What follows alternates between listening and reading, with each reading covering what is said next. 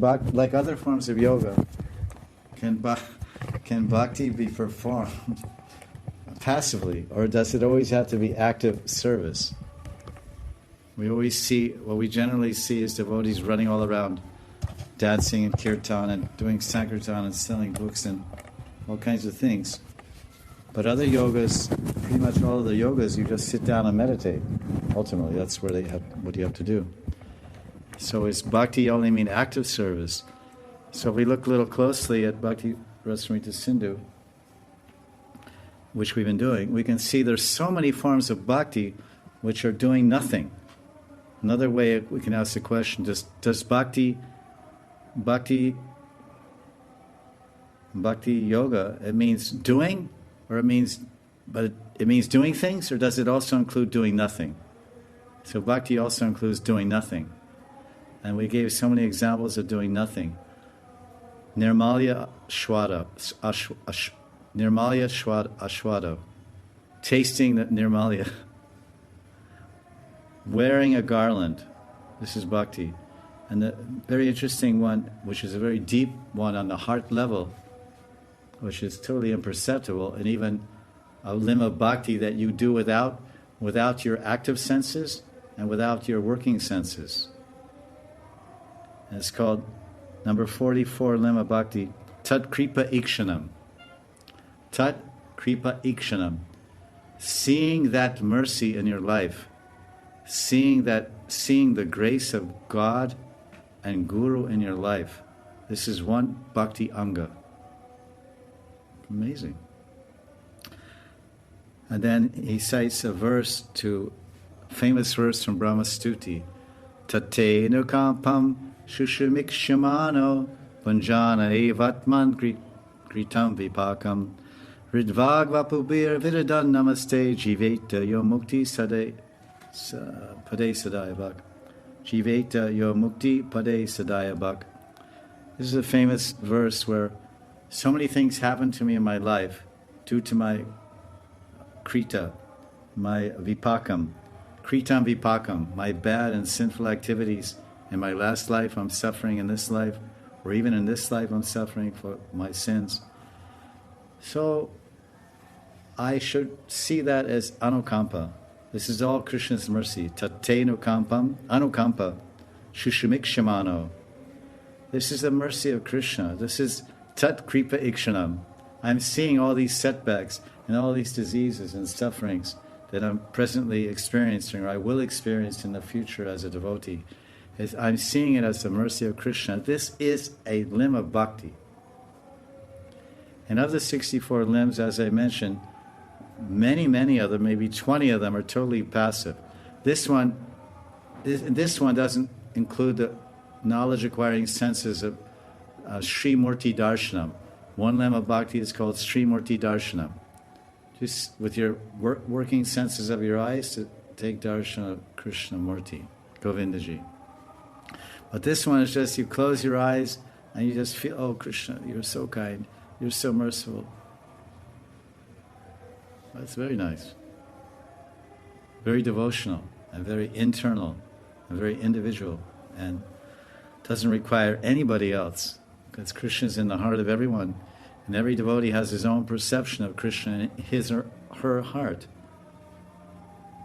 So I rather like that one. This is number 44. And then you missed one point, but because you're a teacher and of these subjects and a student also.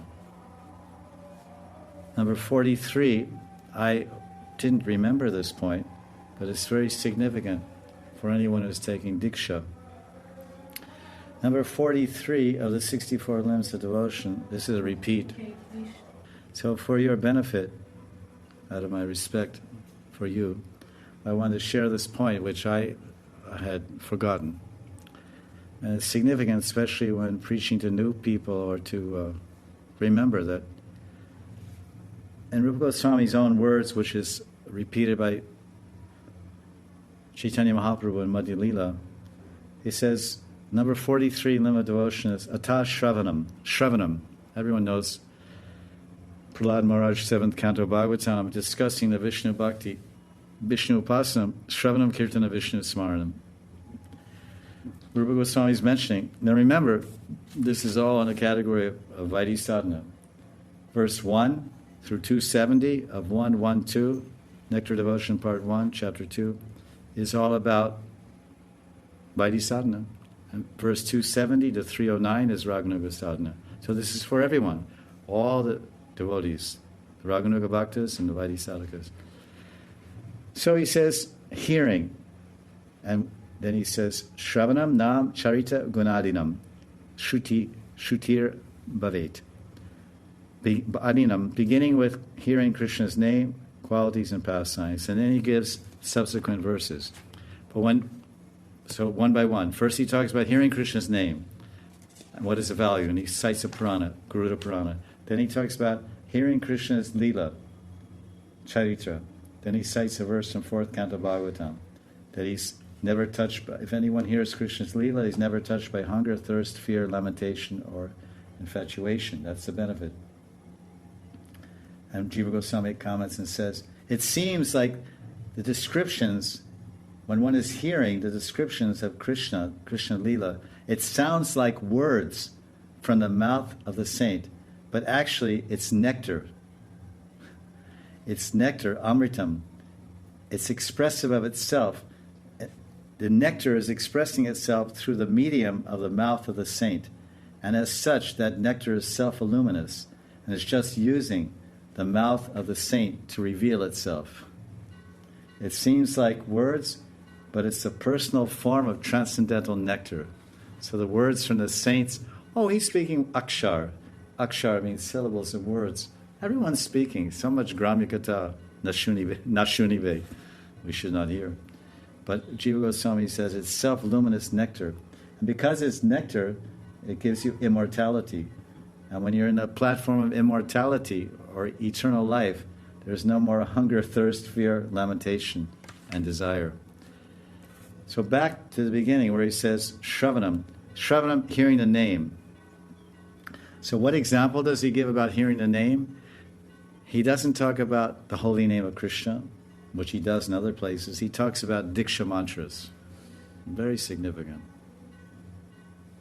In other words, when you take Diksha and receive Gopal mantra from Guru, what happens? Samsar sarp dashta nashta chestaika vaishjajam. Krishneti Vaishnavam mantram shutva mukta bhaven. When one hears the Krishna mantra, because the Vaishnava mantra, the Vaishnava Diksha mantra, as we mentioned, it's a review, everyone heard. The Vaishnava mantra for any Vaishnava who takes Diksha is Gopal mantra. We're Vaishnavas, we receive Gopal mantra. This is in Hari Bhakti Vilas, and of course, gloriously proclaimed in Gopal Tapani Upanishad, which is number 67 of the 108 Upanishads, a Mukhi Upanishad. So here, this is, when we talk about Shravanam, when it talks about Shravanam, this is a limb of devotion, Shravanam. So what does it mean, Shravanam? If you're practicing Shravanam, it means you take Diksha.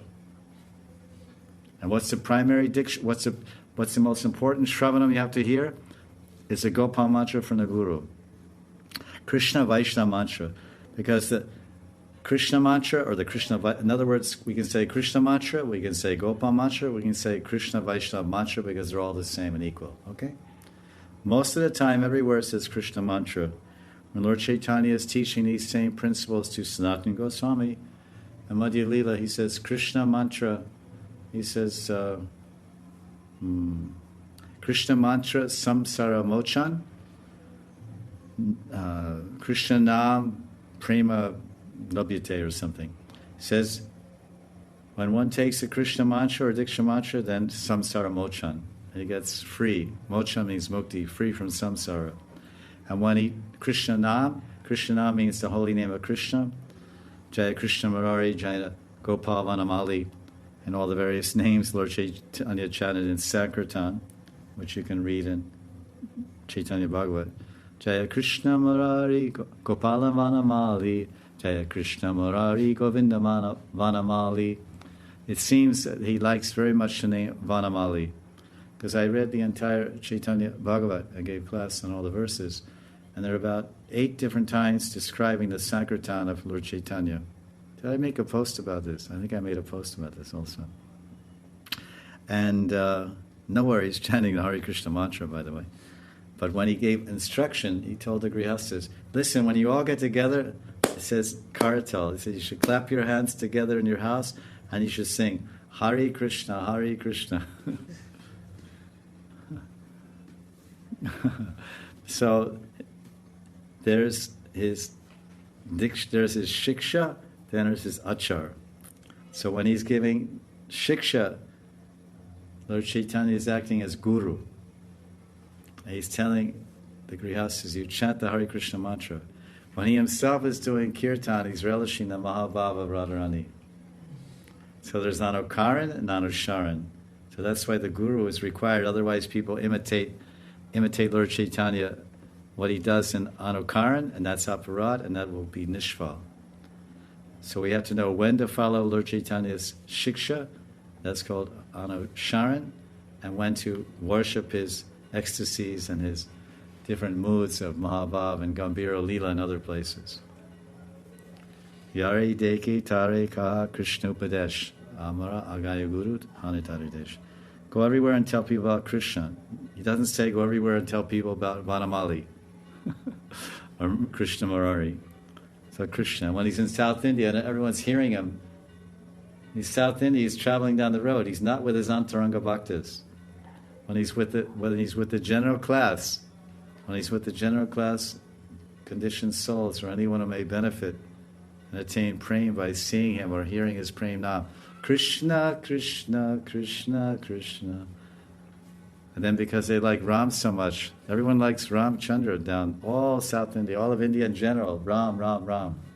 Maryada Purushottam, Ram. So I love Krishna, so you should hear this name also because this is the number one, all and everything is in this name. Your Ram, 3 names of your Ram equals 1 name of our Krishna. But just for equal time, I will chant Rama Raghava, Rama Raghava, Rama Raghava Rakshamam. Ram is my protector. Krishna, Krishna.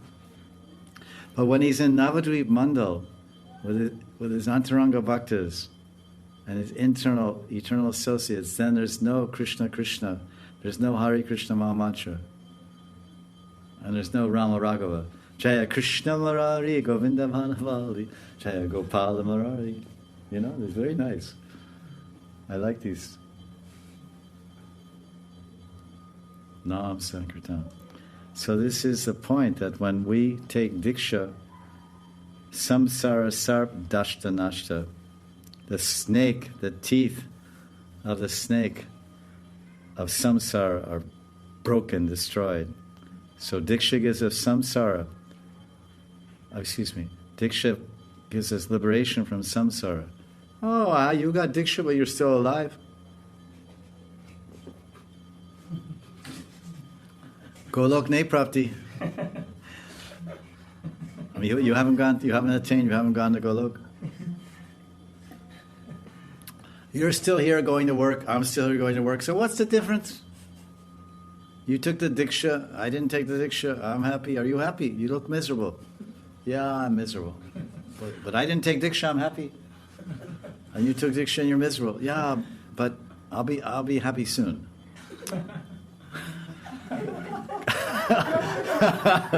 Because I've taken Diksha and now I realize what a dog I am and how contaminated and all this filth has come out of me, and I'm a little bit ashamed and embarrassed and feeling very humble and not feeling very good about my whatever residual karmas I have not been liberated from. So the liberation is not visible. You're still in the world, but you're not of the world, as Jesus said. You're in the world like everyone else, but you're liberated because now you'll attain prema. And you'll live forevermore in the loving embrace of Krishna, this Nitya Seva. Whereas your happy friend will have an unhappy end and take birth again and try to be happy again. But Diksha means liberation, if not today, tomorrow. But without Diksha means no liberation, neither today, nor tomorrow, nor never. And you're miserable now Because, Hare Krishna, so many things coming now. First you get liberated from all your prarabdha. The first mukti is prarabdha mukti. Prarabdha karma mukti, diksha. Now, aparabdha, kutam and bijam. So then we come to bhava, then prema, then saf ho jayega. Completely clean. Then Krishna prapti. Even at bhava, Shiva Goswami says when one attains bhava bhakti, he attains the adhikar for Krishna darshan. It's not synonymous, but he attains the adhikar. Now he's eligible for Krishna darshan, to the level of bhav.